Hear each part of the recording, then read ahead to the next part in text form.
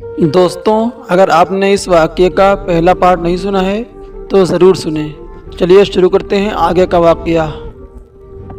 अगर वाकई वो रसूलुल्लाह सल्लल्लाहु अलैहि वसल्लम की बेटी हैं, अगर वाकई उनके पास दुनिया और आखिरत की दौलत है, तो वो हर वक्त इतनी सादा क्यों रहती हैं?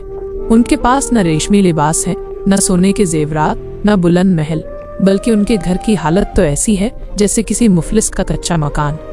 औरतों ने उसे चुप कराने की कोशिश की, मगर उसने फैसला कर लिया कि वो खुद जाकर देखेगी कि बीबी फातिमा रज़ियल्लाहु ताला अन्हा के पास हकीकतन कुछ है भी या नहीं।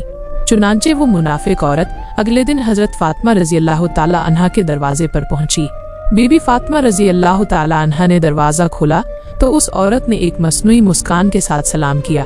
अस्सलामु अलैकुम है बिन्ते रसूल सल्लल्लाहु अलैहि वसल्लम, क्या मैं अंदर आ सकती हूँ?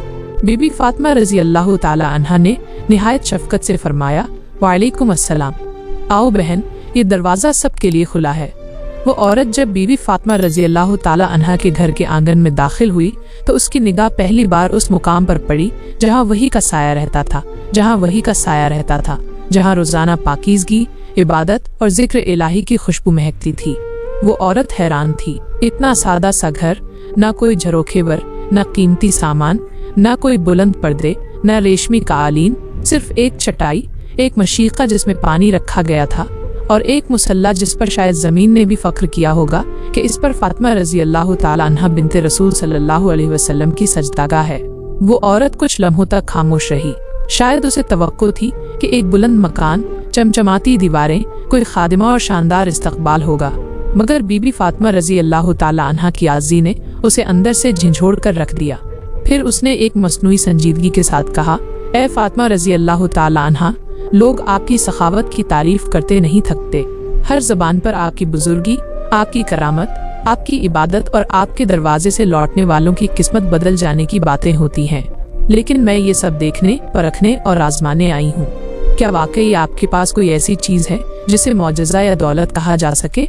बीबी फातिमा रज़ियल्लाहु ताला अन्हा ने सर उठाकर निहायत सुकून से उसकी आंखों में देखा। एक ऐसी नजर जिसमें ना गुरूर था, ना नाराजगी, बल्कि सिर्फ करम, हिल्म और नूरे हिदायत था। ए औरत, आपने नरम आवाज में फरमाया, दौलत सिर्फ वो नहीं जो दुनिया वालों को आंखों से नजर आती है।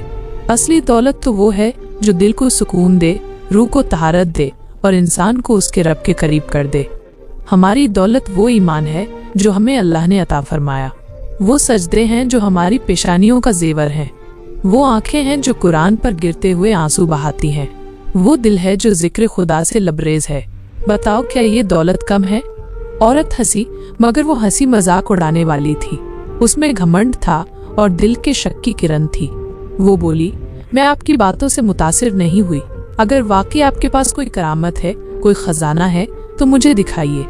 अगर आप मुझे अपनी दौलत या कोई मौजज़ा दिखा दें तो मैं मान लूंगी कि आप सच कहती हैं और वाकई आपका ताल्लुक आसमानी सिलसिले से है।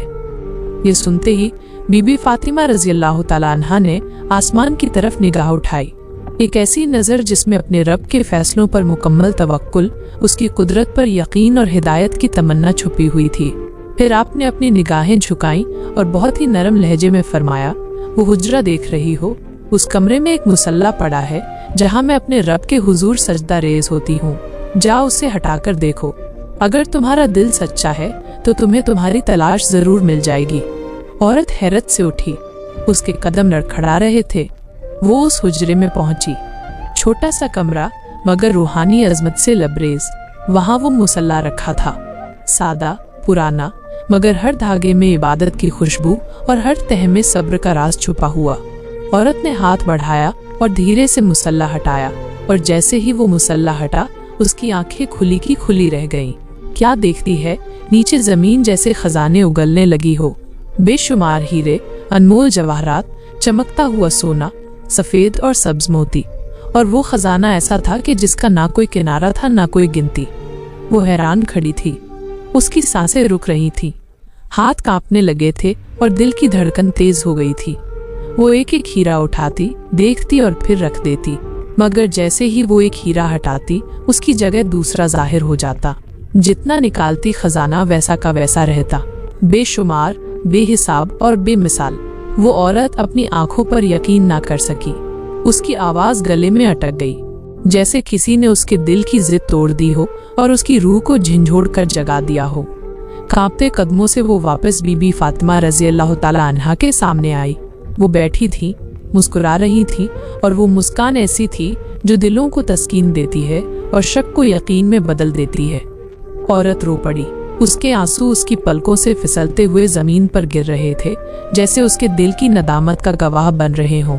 وہ بی بی فاطمہ رضی اللہ تعالیٰ عنہا کے قدموں میں گر گئی اور سسکیوں کے ساتھ کہنے لگی، اے بنت رسول رضی اللہ تعالیٰ عنہا، مجھے معاف کر دیجئے، میں گھمنڈ میں آ گئی تھی، میں نے شک کیا، تمسخر کیا، مگر آج میں مانتی ہوں آپ کے والد اللہ کے سچے رسول ہیں اور آپ اللہ کے سب سے قریبی بندوں میں سے ہیں۔